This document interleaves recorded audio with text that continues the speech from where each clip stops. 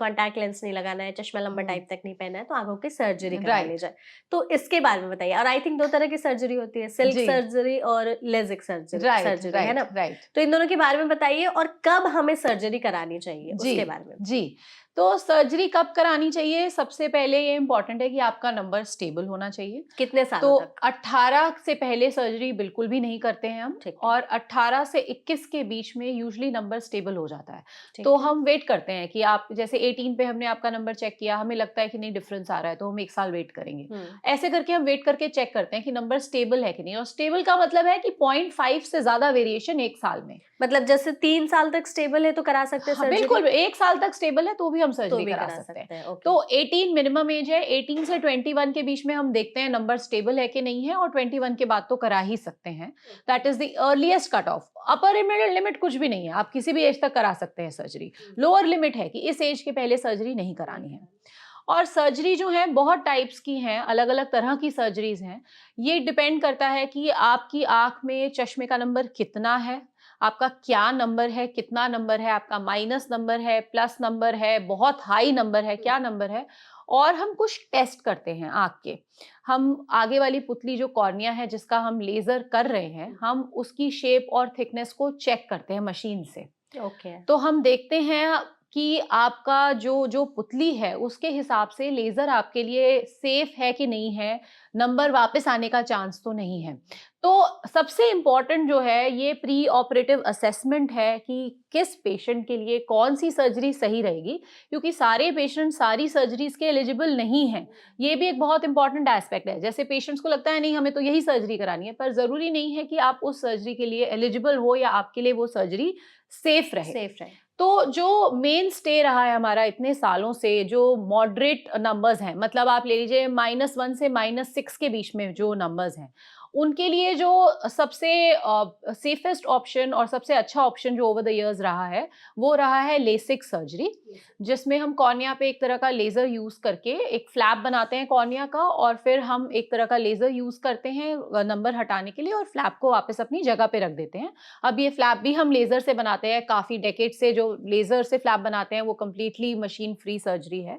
तो उसके रिज़ल्ट्स बहुत अच्छे हैं, और विजुअल रिकवरी बहुत फ़ास्ट है। मतलब आपका आज अगर लेज़र हुआ, आपको रात तक ही बहुत अच्छा दिखेगा और नेक्स्ट मॉर्निंग आपका विज़न बहुत क्लियर हो जाएगा। Oh! Nice. So very good dramatic wow effect है उसका एक। हाँ। तो अगर आप देखें, और जो अब नई सर्जरीज आई हैं, सिल्क है जो लेटेस्ट अभी जो सर्जरी आई है, उसके पहले स्माइल आई थी, तो ये सब लेंटिक्यूल बेस्ड सर्जरीज हैं। इसका मतलब ये है कि हम एक लेजर ऊपर फायर करते हैं, एक लेजर नीचे फायर करते हैं, उसका एक लेंटिक्यूल बनाते हैं डिपेंडिंग ऑन कि आपका कितना चश्मे का नंबर है, और एक स्मॉल हल्के से इंसिजन से उस लेंटिक्यूल को हम बाहर निकालते हैं। अच्छा। तो ये है सिल्क सर्जरी, जो अभी बेसिकली अलग-अलग कंपनीज़ के मशीन्स पे है। तो दीज़ आर वेरी गुड। अगर जैसे आपको ड्राई आई की प्रॉब्लम है, तो ये उन पेशेंट्स के लिए स्पेसिफिकली जिनको ड्राइनेस है, उनके लिए अच्छा काम करती हैं ये सर्जरीज़। लेकिन इनके अभी कुछ लिमिटेशंस हैं कि अगर आपका सिलिंड्रिकल नंबर बहुत ज़्यादा हाई है या आपका प्लस नंबर है, तो ये सर्जरीज़ एक्चुअली आपके लिए सूटेबल नहीं है। यूनिवर्सली आप ये सर्जरीज़ नहीं सबको रेकमेंड कर कर सकते सकते हैं। हैं। उन पेशेंट्स के लिए लेसिक की यूनिवर्सल सूटेबिलिटी है कि चाहे आपका सिलेंडर भी हाई है, लेकिन आपका प्लस नंबर है, वो सारी चीज़ें लेसिक से करेक्ट हो सकती हैं। तो सिल्क जो सर्जरी है वो ड्राई आइज़ के लिए ज़्यादा अच्छी रहती है, और आपका स्ट्रेट फॉरवर्ड माइनस नंबर है, अगर बहुत ज़्यादा सिलेंडर नहीं है, सिलेंडर 2 से कम है, बहुत हाई सिलेंडर नहीं है, प्लस नंबर नहीं है, उन पेशेंट्स में अच्छा काम करती है।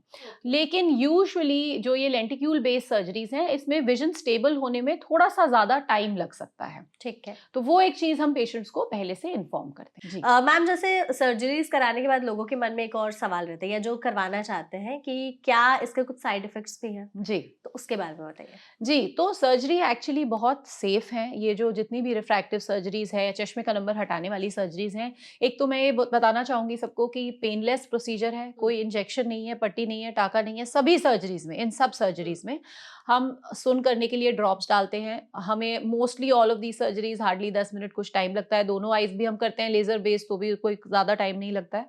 और प्रिकॉशंस थोड़े से हमें रखने होते हैं शुरू में, जैसे आइज़ को रब नहीं करना है 1 वीक तक। आइस के अंदर वाटर नहीं स्प्लैश करना है 1 वीक तक, और थोड़ा सा स्क्रीन टाइम लो रखना है। वो इसलिए क्योंकि जो मोस्ट इंपॉर्टेंट, जैसे हम बात करेंगे साइड इफेक्ट की, तो ड्राइनेस है जो शुरू में होता है, वो थोड़ी सी ड्राइनेस होती है आइस के अंदर।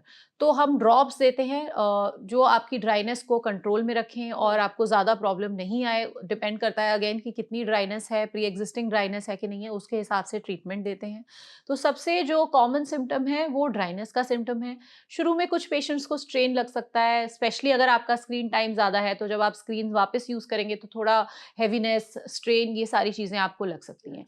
ये कुछ कॉमन प्रॉब्लम्स हैं। अदरवाइज सर्जरी एक्चुअली बहुत अच्छे रिजल्ट्स हैं, बहुत प्रिडिक्टेबल रिजल्ट्स हैं, और साइड इफेक्ट्स या सीरियस प्रॉब्लम बहुत ही कम हैं, बहुत ही कम। और इतनी सारी हम स्क्रीनिंग करते हैं कि नंबर वापस आने का चांस भी बहुत ही कम रहता है। ओके।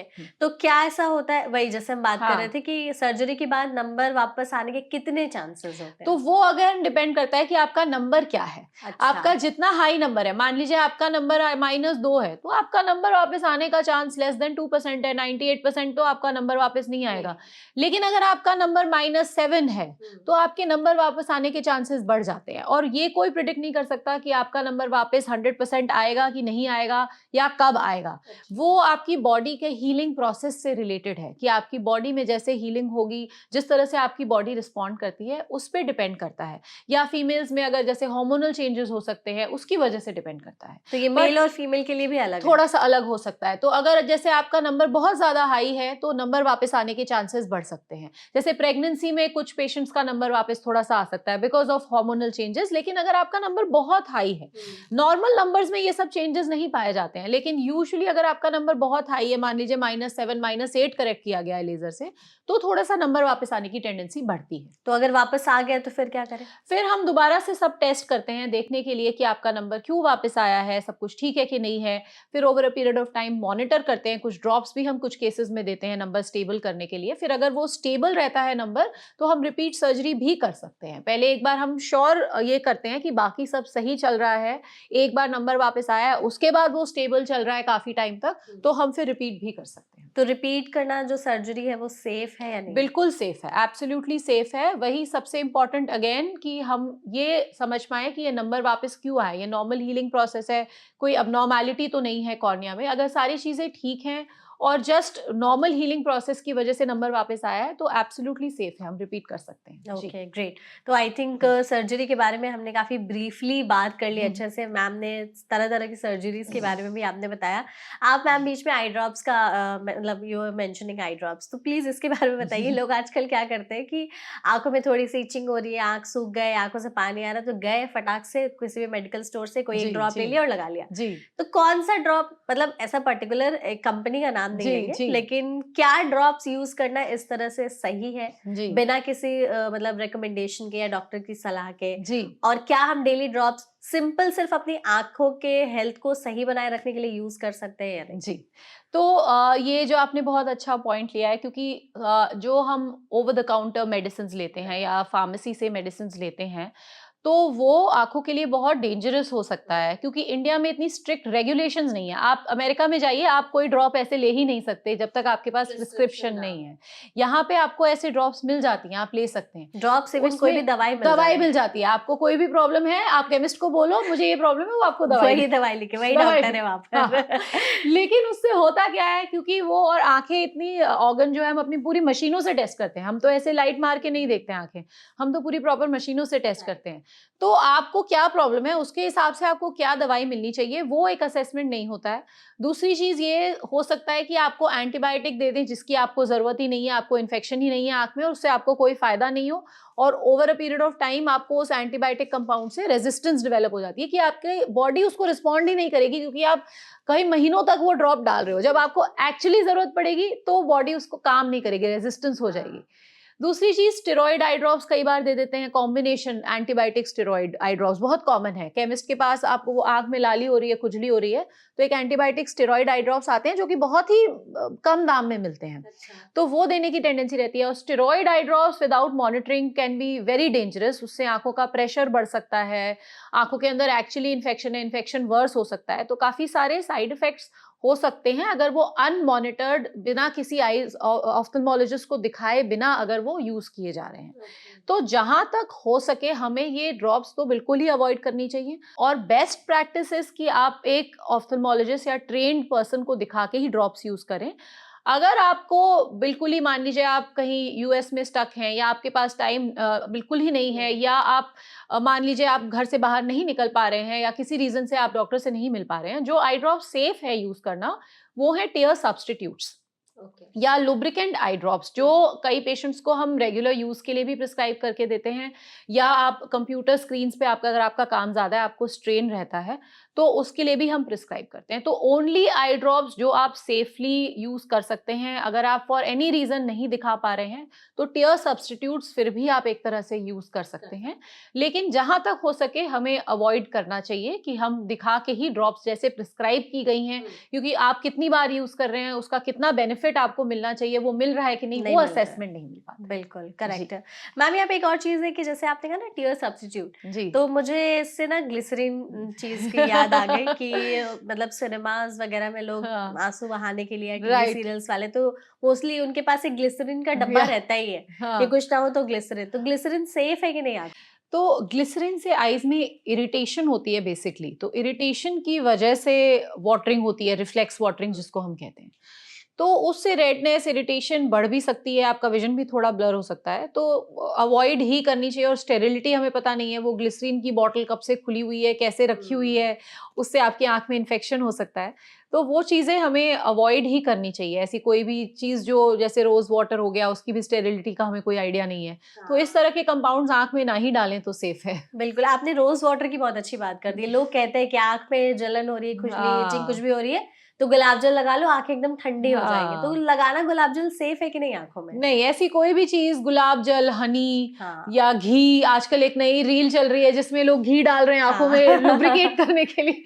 तो ऐसी कोई भी चीज़ जो जिसका हमें स्टेरिलिटी का आइडिया नहीं है, हुँ, और आपकी आँख में वो कैसे रिएक्ट करेगी उसका हमें 100% कुछ साइंटिफिक एविडेंस नहीं है, वो सब चीज़ें हमें अवॉइड ही करनी चाहिए। और बेस्ट यही प्रैक्टिस है कि कोई भी ओवर द काउंटर ड्रॉप, कोई भी ऐसी आयुर्वेदिक ड्रॉप या घी या इस टाइप की कोई भी चीज़ें जो देसी नुस्खे हैं, वो हुँ। हम आँख में ना डालें, और प्रॉपरली डॉक्टर को दिखा के ही हम आई ड्रॉप्स जो हैं वो रेकमेंड की जाती हैं, वो यूज़ करें। ओके।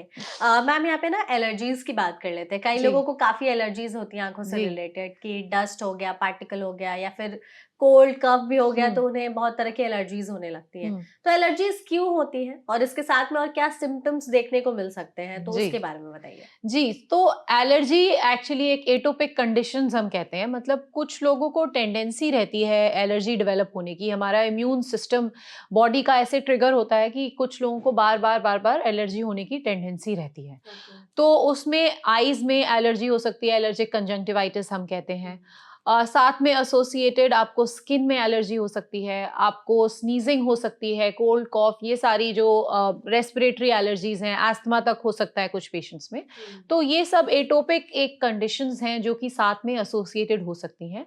और आँख में जो एलर्जीज़ हैं वो कभी-कभी बहुत सीवियर भी हो सकती हैं, स्पेशली बच्चों में कुछ एलर्जीज़ के टाइप्स होते हैं। एक वीकेसी एक टर्म जो हम यूज़ करते हैं, या लैंग्वेज में एक स्प्रिंग कटार भी कहते हैं उसको। अच्छा। तो उसमें एक स्पेसिफिक टाइप की एलर्जी है जो बच्चों में पाई जाती है, और उसको कंट्रोल करना बहुत ही ज़रूरी है, क्योंकि एलर्जी से क्या होता है, हमारी आई रब करने की टेंडेंसी रहती है। बढ़ आपको जाती है। एलर्जी है, आपको इचिंग हो रही है, आप आईज़ रब करेंगे, और आईज़ रब करने से एक तो आपको और इचिंग होगी, आप जितना रब करेंगे उतनी आपको और मन करेगा कि आप आँखों को को रब करते रहें। रब करते रहें।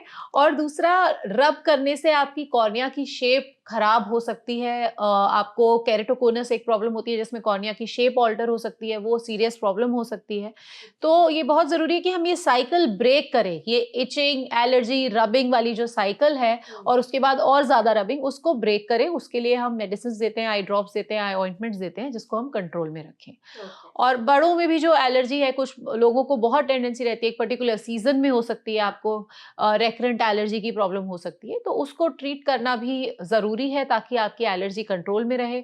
अगर आपको साथ में और कोई भी प्रॉब्लम है एलर्जी की एसोसिएटेड है, तो उसके लिए फिर आपको एडिक्वेट डॉक्टर को दिखा के, और उसके लिए हो सकता है बॉडी के लिए भी आपको टैबलेट्स और ये सारी चीज़ें प्रिस्क्राइब करें। कई बार आँख में भी एलर्जी इतनी स्ट्रॉन्ग हो सकती है कि हमें टैबलेट्स देनी पड़ सकती हैं। ओके।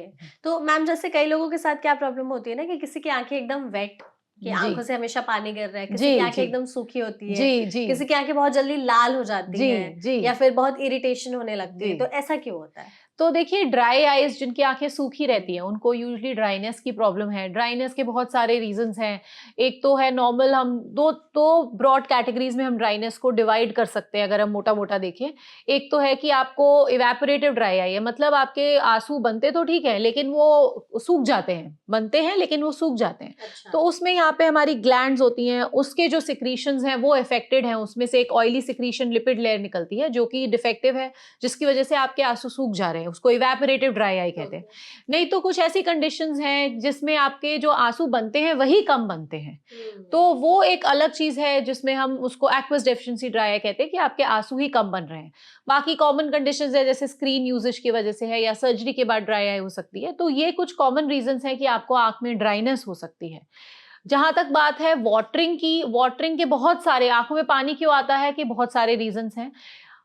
एक्चुअली अगर आपको आंखों में ड्राइनेस है तो बॉडी की टेंडेंसी रहती है कि हम और आंसू निकालें। अच्छा। तो ड्राइनेस से आपको रिफ्लेक्स वाटरिंग हो सकती है कि आपको एक्चुअली ड्राइनेस है लेकिन आपके और पानी निकल रहा है, क्योंकि जो क्वालिटी ऑफ टीयर्स है वो इतना अच्छा नहीं है, तो बॉडी क्वांटिटी बढ़ा रही है कि अच्छा चलो और हम टीयर्स प्रोड्यूस करेंगे, तो वो भी एक चीज है। बाकी आपकी लिड में प्रॉब्लम हो सकती है। यहाँ पे एक ट्यूब होती है जिससे सारे जो है वो ड्रेन होते हैं सब कुछ। हाँ, जो कचरा सुबह आंखों से हाँ, निकलता है वो। हाँ, और जो टीयर्स हैं वो भी सारे ड्रेन होते हैं। यहाँ पे एक होल होता है पंक्टम और सारी ट्यूब होती है जिसमें नोज के रास्ते सारी टीयर्स ड्रेन होते हैं, वहां पे ब्लॉकेज हो सकती है। अगर आपकी ये लिड में कुछ प्रॉब्लम है उसकी वजह से पानी बार बार बाहर निकल सकता है। आपको इन्फेक्शन है, एलर्जी है, तो भी आपको ये पानी निकलने की प्रॉब्लम आ सकती है। तो बहुत रीजंस है, वो डिपेंड करता है कि आपको क्या प्रॉब्लम है और डिपेंडिंग ऑन दैट आपको क्या ट्रीटमेंट चाहिए। ओके मैम, आपने क्वालिटी ऑफ टीयर्स की बात की तो मुझे जी। यहाँ पे टेस्ट ऑफ टीयर्स का आ गया कि आंसू कई लोग अपना टेस्ट करते हैं, तो किसी का आंसू नमकीन होता है, किसी का मीठा होता है, किसी का कोई टेस्ट नहीं होता। ये क्या, क्यों डिपेंड, किस पे डिपेंड करता है ये? जस्ट बॉडी में कोई भी चीज, आप दोनों की स्मेल भी सेम नहीं होती, तो हाँ। आप वही बात है कि आपकी सबकी बॉडी ओडर भी अलग होती है। हाँ। वो आप क्या खाते हैं, क्या आपकी कॉम्पोजिशन है, इस सब चीजों पे डिपेंड करता है। तो सिमिलरली फॉर टीयर्स ऑल्सो, जो आपका सिक्रीशन निकल रहा है, कितना निकल रहा है, कैसा निकल रहा है, वो सब चीजें अलग अलग डेफिनेटली हो सकती हैं। तो इसका कोई रिलेशन कोई है कि relation आपकी नहीं। आंखें की हेल्थ कैसी नहीं, है हाँ उसपे? जी। ओके। तो ma'am, being an eye surgeon और आई स्पेशलिस्ट, हम्म, और कुछ ऐसे फूड्स जो आप लोगों को रेकमेंड करना चाहेंगी ताकि जी। उनकी आंखें स्ट्रांग रहें, जी, प्लीज जी। उसके बारे में बताइए। तो जो अब हम रेकमेंड करते हैं कि आप जितनी कलरफुल डाइट ले सकें उतना अच्छा है। मतलब ज़्यादा कलर्स अपनी डाइट में ऐड करें, जैसे कि आप वेजिटेबल्स, आप जितने कलर्स की यूज़ करें, येलो, ग्रीन, रेड, ब्लू, मतलब जितने आप कलरफुल ग्रीन, जितनी भी आप वेजिटेबल्स अलग अलग कलर की लें वो इतना अच्छा रहता है। जैसे कुछ विटामिन ए रिच फूड्स हैं, जैसे हम कहते हैं carrots are vitamin A rich and pumpkin can be vitamin A rich। तो vitamin A is good for the eyes, लेकिन उसका इतना कुछ लोग उसको एक्सेसिवली सीरियसली ले लेते हैं कि हम सिर्फ गाजर खाएंगे तुम्हारा नंबर हट जाएगा। वो तो नहीं करना है। वो नहीं करना है। आपको एक बैलेंस डाइट लेनी है और वो सच भी नहीं है। आपकी नॉर्मल हेल्थ के लिए अच्छा है विटामिन ए। और विटामिन सी रिच फूड्स, जैसे विटामिन सी भी अच्छा रहता है, रेटिना की हेल्थ के लिए अच्छा रहता है। तो बेल पेपर्स हैं या ऑरेंजेस हैं, लाइम्स हैं, ये सब चीज़ें विटामिन सी रिच फूड्स हैं, तो वो भी आपकी रेटिना के लिए अच्छे रहते हैं। लेकिन कोई भी एक चीज एक्सेस में नहीं लेनी है, आपको combination of different fruits and vegetables consume करना चाहिए, सो दैट ओवरऑल आपके विटामिन एंड मिनरल्स सही मात्रा में मेंटेन रहें और आपकी बॉडी की हेल्थ और आई की हेल्थ दोनों चीजें सही रहें। Okay, great.